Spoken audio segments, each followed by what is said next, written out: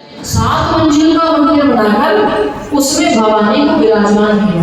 रोज पूजा करता है। मंदोदरी आदि सती रानी जब तक भगवती की पूजा करती रही, भवानी गांव पसंद थी। फिर भवानी को सूचना मिली कि रावण जो है वह बलपूर्वक अन्य कन्याओं का हरण करके लाता। तो एक दिन भवानी ने रावण को चेतावनी दे दी कि जिस दिन तुम किसी सती नारी को उठाकर लाए, उस दिन मैं यहाँ से स्वतः चले जाऊंगा। और जिस दिन रावण ने भगवती जानकी का हरण किया, उसी दिन उस भवानी माता ने श्री हनुमान जी का और भैरवनाथ का आवाहन किया। आ जाओ, अब मेरा यहाँ से जाने का समय हो गया। हनुमान जी ने भगवती को वहां से ले लिया और चलिए भगवती कहाँ चले? बोले काश्मीर में एक तुलबुल नाम का ग्राम है, जहाँ चहुओर दलदल है, उसके मध्य के अंदर दूध का सरोवर है। कैसा सरोवर? दूध का, श्वेत रंग का जल भरा हुआ है। उस सरोवर के मध्य में मुझे विराजमान कर दो। वहां आकर के भगवती का एक चबूतरा बनाया, हनुमान जी ने बैठाया, भैरव जी ने छतरी तान दी और भगवती वहां विराजमान हो गई। और उस जल का रंग खीर जैसा लगता था, सो भगवती का एक नया नाम हो गया क्षीर भवानी। बोलो क्षीर भवानी मात की। वही क्षीर भवानी वहां निवास करने वाले काश्मीरी पंडितों की, ब्राह्मणों की फिर कुल देवी, इष्ट देवी, उनकी रक्षिका देवी के रूप में पूजी जाती है। अब आप कल्पना करो, भगवान शंकराचार्य ने नर्मदेश्वर पर्वत को ही नर्मदेश्वर बना करके रखा। एक और शिव का पर्वत, एक और भवानी का पर्वत, इसमें और भवानी के कुंड, चौथी ओर मार्तंड का जन्म स्थान, रवि क्षेत्र। ऐसी पुण्य भूमि हो, इतने तीर्थ हो, और ये सारे तीर्थ त्रेता युग के नहीं है, द्वापर युग के नहीं है। हमारे पास सारा मथुरा मंडल और क्षेत्र कौन से युग का तीर्थ हुआ? ऐसे तो तीर्थ आदि अनादि है, परंतु फिर भी कालगणना के हिसाब से कौन से युग में आया? द्वापर युग में, जब भगवान कृष्ण और प्रभु श्री राम से संबंधित जितने भी तीर्थ हैं, ये कौन से युग में प्रकट हुए? ये सब त्रेता है। हाँ, सतयुग में जिस समय सृष्टि हो रही थी, तो शिव पुराण के अनुसार जब भगवान शंकर प्रकाश पिंड के रूप में प्रकट हुए, ब्रह्मा और विष्णु को भेजा, जाओ मेरा पता लगाओ। ब्रह्मा ऊपर गए, विष्णु नीचे गए, कहीं कोई पता लगा नहीं। फिर ये दोनों हार गए, भगवान से प्रार्थना करी, प्रभु आप किसी रूप में स्थापित हो जाओ।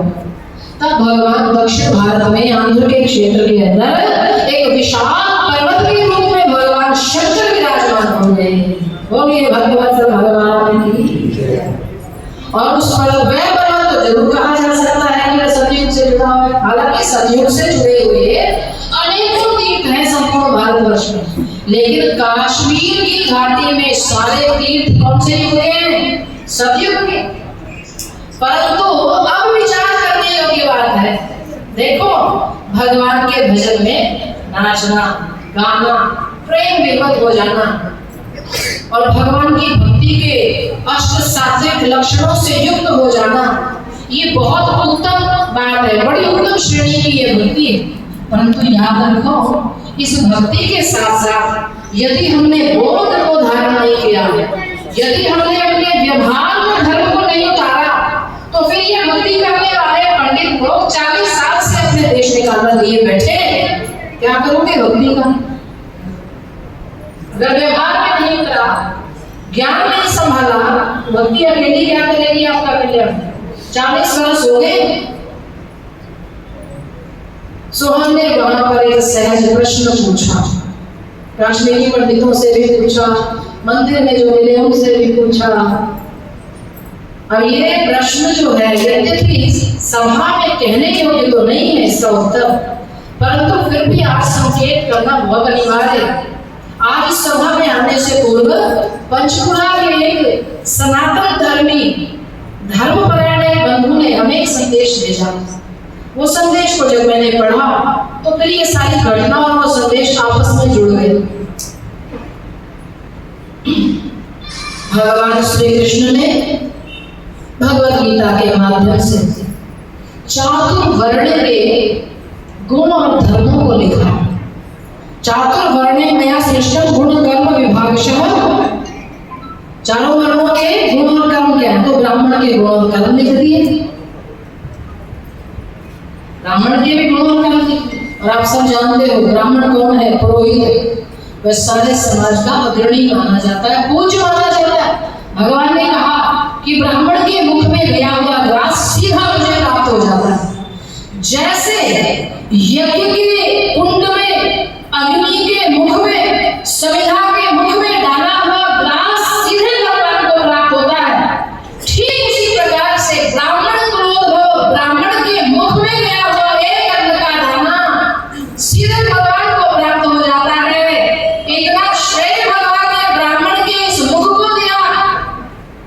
विप्रधेय सुर संत हित निर्गुणजवतार, भगवान ने उतार कर लिया का विप्र अर्थात ब्राह्मण के कल्याण के लिए भगवान अवतार धारण करके आता है। इतना महत्व ब्राह्मण को भगवान ने दिया कि उस ब्राह्मण कुल के अंदर भी भगवान परशुराम आए तो वे शरीर सहित आज तक जीवित हैं। आदि अनादि भगवान नारायण का, भगवान विष्णु का दशावतारों में यदि कोई रूप है जिसकी मृत्यु नहीं होती, जिसको काल नहीं खा सकता, वह ब्राह्मण कुलोद्भव भगवान परशुराम है।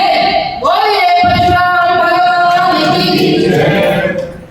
इस ब्राह्मण के मुख में गया हुआ एक अन्न का दाना सीधे भगवान को प्राप्त होता है। आप कल्पना करके देखो, यदि ब्राह्मण असुरों के साथ मित्रता कर ले, दैत्यों के साथ उठने बैठने लग जाए और अपने इस यज्ञ कुंड के बराबर इस मुख के अंदर मदिरा के कुंडे डालने लग जाए, मांस का टुकड़ा डालने लग जाए, अपनी इच्छा से खाने लग जाए, तो उस ब्राह्मण की अधोगति निश्चित है और निश्चित है, उसको कोई बचा नहीं सकता। यही घटना काश्मीर में घटी है। उनको हमें ये सोचना होगी 99.9% वे उनके साथ उठना बैठना और भाईचारा स्थापित करके मांसाहारी खाने लगे और उसका परिणाम सारे विश्व के सामने है। भगवान ब्राह्मणों को सद्बुद्धि दे, भगवान नहीं देने देगा।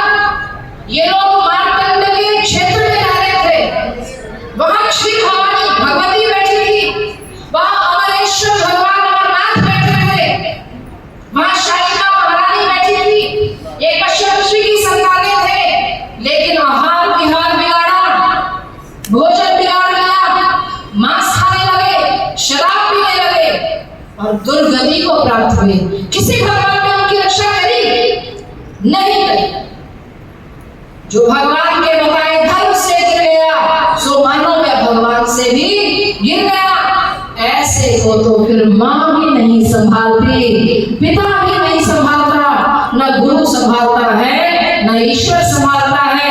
वे 15-15 कमरों के, 6-6 मंजिलों के, बड़े-बड़े भवनों के, बड़े-बड़े महलों के मालिक आज सरकार के द्वारा रेफ्यूजी नाम के 1-1, 2-2 कमरों के टूटे-फूटे फ्लैटों में रह रहे हैं, दुर्गति को प्राप्त हो रहे हैं। वहां ठंडी हवाओं में बैठे थे, यहाँ दिल्ली, नोएडा, पंचकुला और सारे भारतवर्ष के अंदर प्रचंड गर्मी के अंदर वो जी रहे हैं। अब की पीढ़ियां तो यही पैदा हुई। हमारे आश्रम में भी कन्हैया नाम के महापुरुष आए थे जो वहां शिक्षा अधिकारी थे। वो आश्रम में आ गए, पत्नी का देहांत हो गया तो वो संन्यास ले लिया, नाम स्वामी केशवानंद हो गया, लेकिन मरने को मर गए। अंतिम समय तक उनकी जीभ पर एक ही बात रहती थी, हाय मेरी रहनावाड़ी, हाय मेरा कश्मीर। और मैं सच बताती हूँ, गाड़ी में घूमते हुए ड्राइवर ने बताया जहाँ शालिका माता मंदिर है, वो आज भी जगह ऐसे लगती जैसे शमशान पड़ा। उसने कहा इस क्षेत्र का नाम रहनावाड़ी है। रहनावाड़ी सुनते ही मेरा हृदय काम उठा। मैंने कहा है हमारे स्वामी केशवानंद जी इस जगह को याद करके रोते रोते मर गए। वो पीढ़ी वो थी जिन्होंने लगभग 30, 35, 40 साल की आयु बना ली थी। अपनी मेहनत से घर बनाए थे, नौकरियां थी, वो कैसे वहां से भगाए, कैसे निकाले गए, उनकी बहन बेटियों के साथ क्या अत्याचार हुए। मैंने आपके सामने काल और समाज का एक प्रमाण मात्र रखा है, और ये